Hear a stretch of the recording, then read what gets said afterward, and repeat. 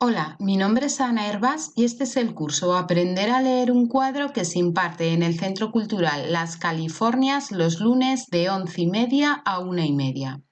Desde aquí les envío un saludo de nueva normalidad a mis alumnos, espero que lo estéis pasando muy bien y con esto voy a dar inicio a la clase de hoy que está dedicada a esta pintura que tenemos en la imagen. Su título es Bodegón con cacharros y fue pintada en el año 1650. Se exhibe en el Museo Nacional del Prado en la Sala 8. La técnica con la que fue realizada es óleo sobre lienzo y las medidas son 46 centímetros de alto por 84 centímetros de ancho. Su autor fue Francisco de Zurbarán. Se conoce otra versión de esta pintura donada al Museo de Art de Cataluña por Francisco Cambó, el mismo coleccionista que donó la presente obra al Museo Nacional del Prado en el año 1940. Voy a hablar ahora de la forma, empezando por el formato, que es un rectángulo muy apaisado, cuyo lado mayor tiene una proporción de casi el doble con el lado menor. En el siglo XVII se produce un incremento en la aportación de innovaciones formales. Zurbarán reacciona contra la norma clasicista del formato del rectángulo áureo e innova con un nuevo formato no muy utilizado en la pintura de caballete.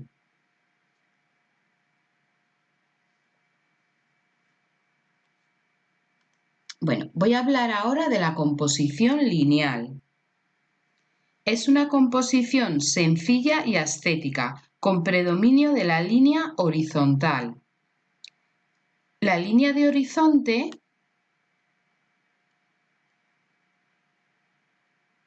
está baja, en la mitad inferior de la composición, acompañada de la línea de la repisa, que también es horizontal, y de la propia horizontalidad del formato, que es muy apaisado. Representa el espacio a través de la repisa, muy parecida a la que utilizó Leonardo da Vinci.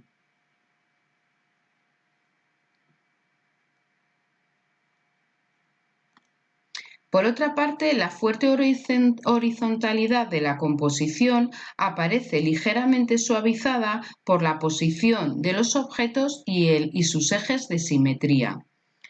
Como veis, no están en línea, unos avanzan respecto a otros.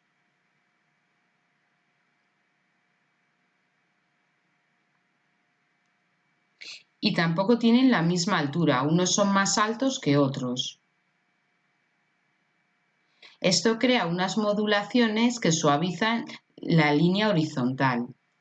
Por otro lado, los objetos se giran respecto de la frontalidad del espectador, creando variaciones en la línea compositiva.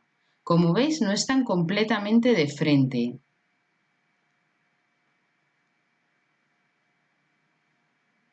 Se aprecia a través de la posición de las asas.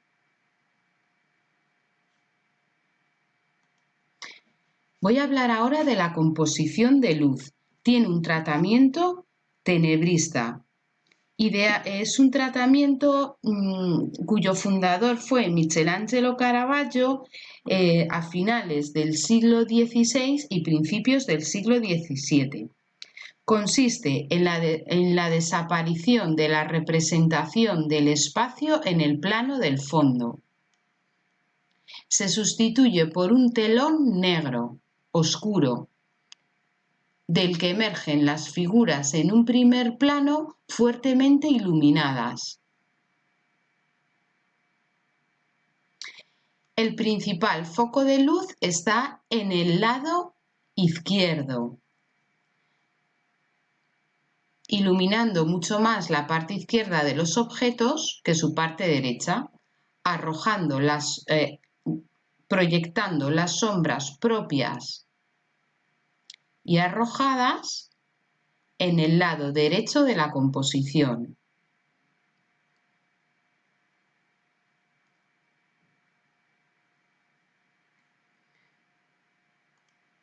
Con todo y esto, el tratamiento de las sombras es muy delicado.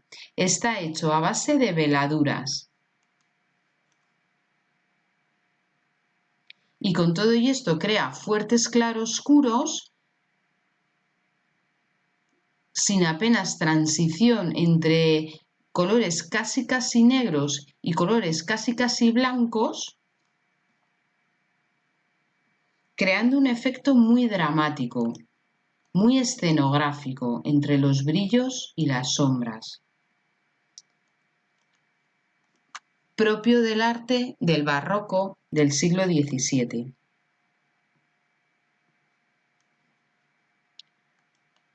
Ahora voy a hablar de la composición del color. Es un uso de colores de gama asceta, gama pobre. Significa, hay predominio de colores ocre, siena, blanco España, negro y carencia de colores más caros como el azul lapislázuli, azul cobalto, azul ultramar, cualquier tipo de rojo.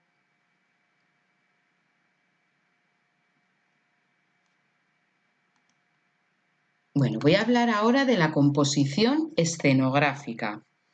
Es una composición llamada de naturaleza muerta. Sobre una repisa de alacena de cocina se presentan 6 utensilios de ajuar de cocina. Es un ajuar rico. Las piezas requieren de un laborioso trabajo manual. No son cacharros de uso popular. Pertenecen al ajuar de un hogar con ciertas posibilidades económicas, sobre todo en el caso del Bernegal. Como os indico, son piezas hechas, son objetos realizados de varias piezas. En este caso, por ejemplo, el cuerpo fue realizado con un torno, se hace rápido, pero luego el cuello y la boca están laboriosamente modelados a mano y luego cosidos a la pieza. Lo mismo pasa con esta panza. En algún momento se habrá hecho con torno, pero estas incisiones están hechas a mano, una a una por un artesano. Bueno, vamos a ver cuáles serían estas piezas. Lo primero que vemos serían estos platos que se llaman salvillas, salvillas de peltre. Vemos que hay dos, suelen ser unas bandejas con unas divisiones interiores donde se asientan otras vasijas. Evitan que si las piezas de cerámica rezuman o hay algún vertido pueda dañar la mesa o el mantel. Otro de los objetos que aparece es el Bernegal. Probablemente está realizado en plata sobredorada. Es una taza de boca ancha y pie con asas para cogerlo. Y las asas, aunque están remachadas, pero están muy bien labradas, incluso con algún dibujo de vaciado.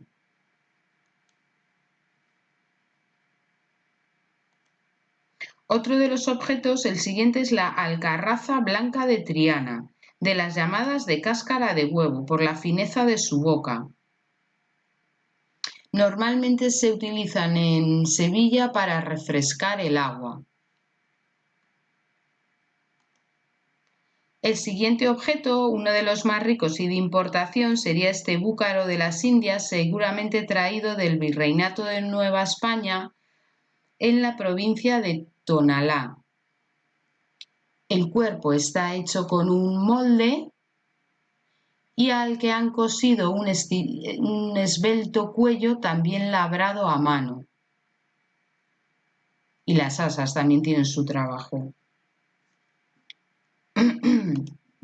Bueno, y en el extremo derecho aparece esta alcarraza trianera también. Como os digo, es una vasija típica para enfriar el agua que tradicionalmente no estaba esmaltada para precisamente facilitar esta función. En este caso, esta vasija sí está esmaltada por los brillos que tiene, podemos apreciarlo, perdería un poco esta función de refrescar el agua. Bueno, voy a hablar ahora del contenido. ¿Qué conocimientos tenemos que tener para entender plenamente esta pintura? El primer dato que tenemos sobre ella es su título. Se titula Bodegón con cacharros. Es un título descriptivo de la apariencia del cuadro. Es una naturaleza muerta, una pintura de género menor.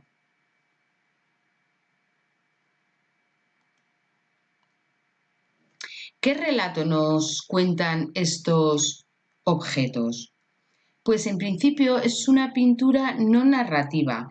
En ella no se narra nada. Lo que hay es silencio. Lo esencial en el tratamiento de los objetos, vacíos, sin uso, ni desgaste, ni anécdotas, mudos en los bodegones de Zurbarán, contrasta con la opulencia y sensualidad del bodegón italiano y flamenco, la suntuosidad contenida del holandés y el decorativismo del francés, recargados de flores, insectos, dulces y paños. Estas diferencias también pueden deberse al ambiente de la Contrarreforma. Historiográficamente se identifica la naturaleza muerta española con la desnudez retórica y la búsqueda de lo esencial. Pero esta teoría olvida de alguna manera la variedad de fórmulas y tendencias que existieron en la pintura de este tipo en la península ibérica, como las vanitas. Voy a hablar ahora del contexto artístico-cultural en el que se desarrollan los bodegones de Zurbarán. Aquí tenemos un bodegón de principios del siglo XVII, se titula Bodegón de Cazas, Hortalizas y Frutas de Juan Sánchez Coltán y podéis contemplarlo en el Museo Nacional del Prado. Las naturalezas muertas se producen en toda Europa con características propias según las regiones. En España se conocen como bodegón. Tradicionalmente, el bodegón en España tiene una estética según el pensamiento ascético religioso castellano iniciado con la reforma del cardenal Cisneros en el siglo XVI, que evoluciona en el siglo XVII a connotaciones moralizantes de tema religioso siguiendo el pensamiento espiritual de Santa Teresa de Jesús. Dios está presente en todas las cosas, incluidas las sencillas y humildes.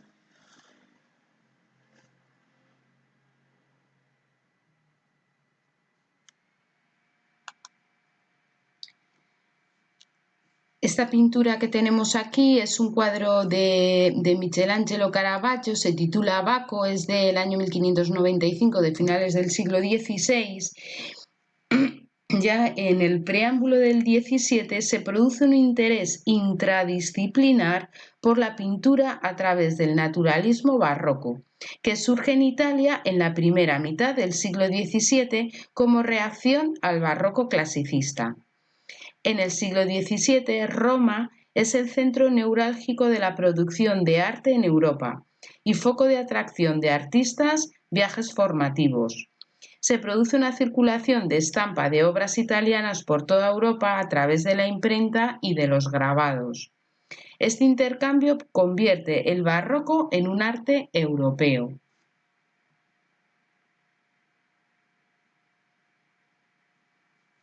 Bueno, veis que aquí hay un bodegón, una especie de cesta con frutas. Algunas aparecen marchitas, picadas, hojas secas. La cesta con frutas del bodegón del Baco de Michelangelo Caravaggio es un ejemplo de realismo y coherencia con la botánica, ciencia que en el siglo XVII estaba experimentando un incremento en el desarrollo científico y su difusión a través de las publicaciones. Presenta detallismo que acentúa las imperfecciones, como estáis viendo. Las picaduras de manzana, la hoja de parra seca. El realismo en la descripción de la fruta es una metáfora del paso del tiempo, es un recurso estilístico expresado en la madurez de la fruta, las hojas ajadas, evoluciona en el género a pétalos caídos, insectos.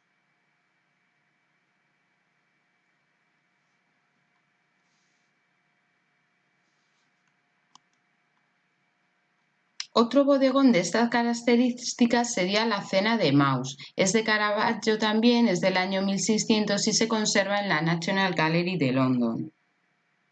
Veis que aparece un cesto al borde de la mesa.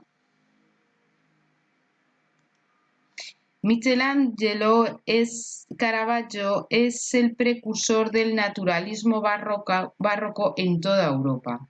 El naturalismo barroco da mayor importancia al realismo en la descripción de los objetos.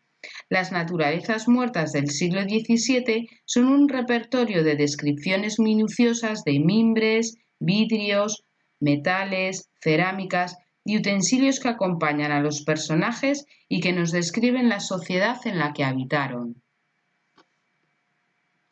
¿Veis la insistencia en el realismo, en describir una realidad no idealizada por el clasicismo? No es la idea de una manzana, sino la representación de la manzana que en ese momento estaba allí, esta en particular.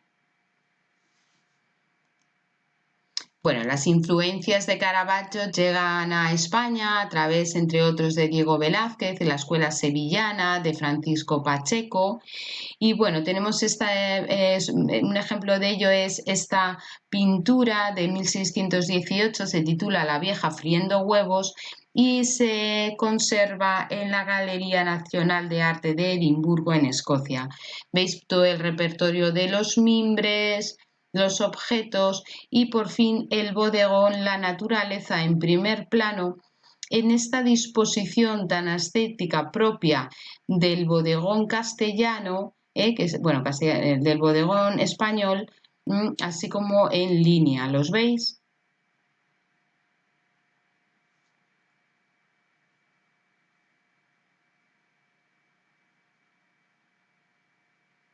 En España, hasta el siglo XVI, la naturaleza muerta era una pintura de género menor, utilizada para el aprendizaje de los alumnos de pintura y descalificada por teóricos como Vicente Carducho por ser fácil y carente de sentido. Pero en el siglo XVII la pintura se llena de objetos de uso doméstico que seguramente tuviesen un significado conceptual dentro de los parámetros del barroco. Bueno, como serían pues viandas, frutas dulces, caza menor, recipientes, cerámica, metales, los objetos de uso cotidiano.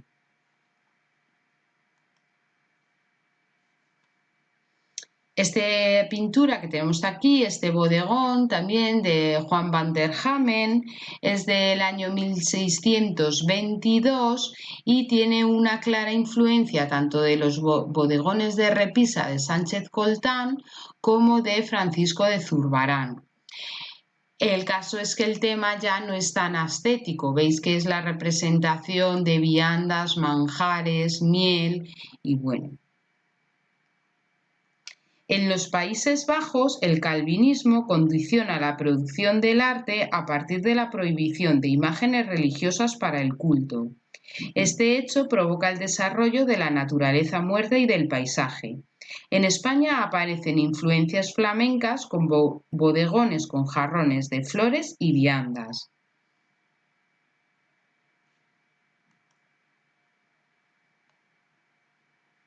Bueno, este bodegón que tenemos aquí, que sería de Clara Peters, es del año 1611, es bueno para que veáis la diferencia de los bodegones que se estaban dando en los Países Bajos, sobre todo lo de jarrón con flores. Juan van der Hamen también tiene bodegones con flores, ¿vale? Pero bueno, sobre todo veis las pasteles y estas cosas tan ricas. Bueno, aparece bodegón con flores, copa de plata, plata dorada, almendras, frutos secos, dulces, panecillos, vino y jarra de peltre.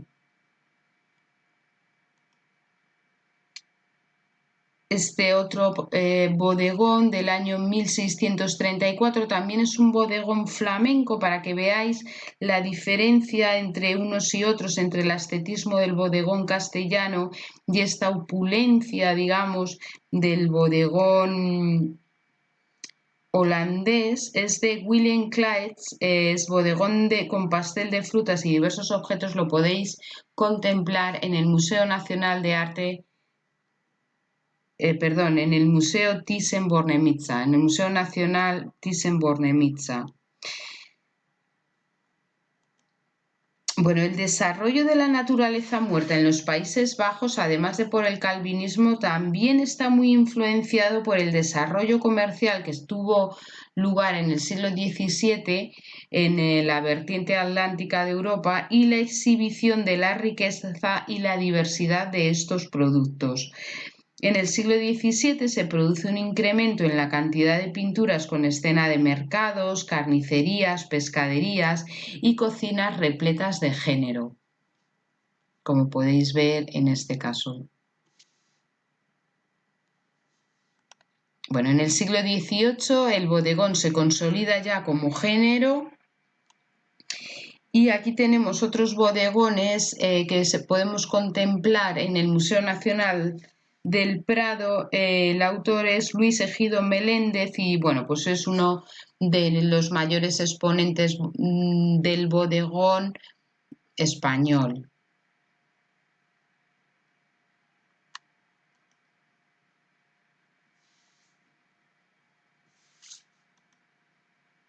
Este es Pedro Camproin, es otro tipo, es un bodegón que, bueno, a pesar de ser holandés, incluso en la riqueza del plato, pero bueno, ha puesto aquí estos higos y el uso de esta repisa parece también un poco influido. Las influencias van y vienen. Este otro bodegón también del siglo XVIII ya, de Luis Egido Meléndez, se titula Trozo de salmón, limón y 3 vasijas. Seguimos todavía con esta estética asceta de la repisa, en este caso ya convertida, digamos, en mostrador, la mirada está tan frontal, el fondo sin ningún tipo de descripción o narrativa. Y bueno, voy a hablar ahora por último del autor, de Francisco de Zurbarán. De aquí tenemos una pintura que él hizo, no podemos llamar a esto autorretrato, pero se parece mucho. Tal vez un pintor vestido a la antigua, pues tal vez recibiendo la inspiración divina o alguna revelación. Zurbarán fue contemporáneo y amigo personal de Diego de Velázquez, fue por ello por lo que fue a la corte, porque él era sevillano, y fue un destacado pintor de pintura religiosa, en la que su arte se revela con una fuerza visual y un profundo misticismo. Un ejemplo de ello son los retratos individuales y corporativos de frailes y monjes que realizó para la Orden de los Jerónimos. En ellos destaca la textura de los hábitos, las telas, la pesadez de los pliegues y la monumentalidad de los volúmenes. Bueno, parte de estas series las podemos encontrar en la sacristía del monasterio de Guadalupe de los Jerónimos en Cáceres, y bueno, son composiciones sinceras en las que el milagro es narrado como un hecho cotidiano dentro del ámbito doméstico. La pintura que tenemos aquí está en el Museo de Arte de Connecticut, se titula San Serapio, y bueno, es la representación muy serena y sobria de la ejecución de este monje trinitario que fue torturado por los piratas sarracenos allá por el año 1240. Perdón, he dicho trinitario, de la orden de los mercedarios trinitarios.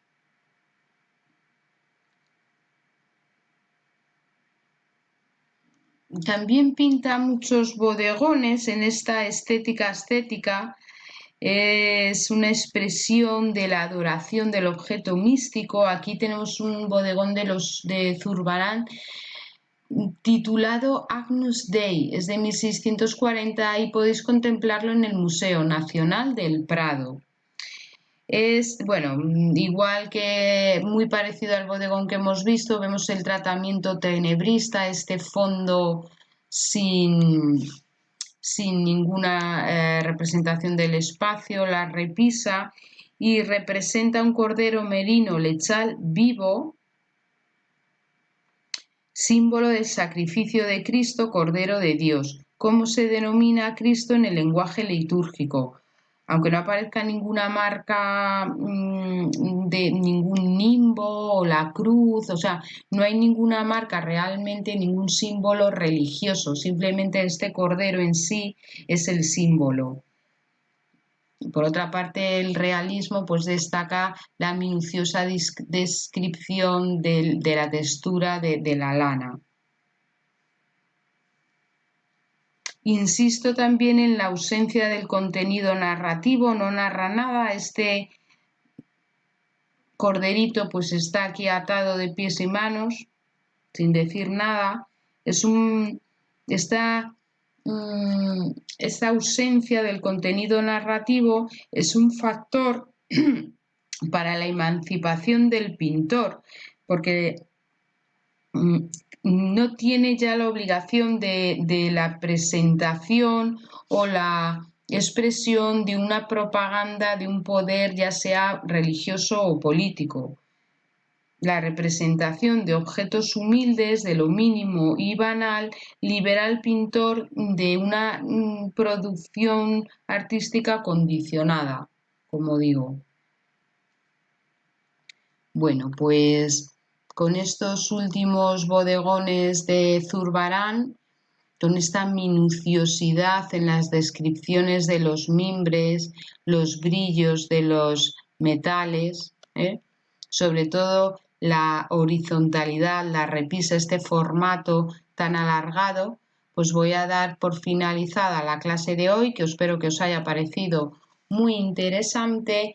Esta ya sería la última clase de este curso 2019 y 2020 y en espera de volver a veros a todos el curso que viene os deseo unas felicísimas vacaciones.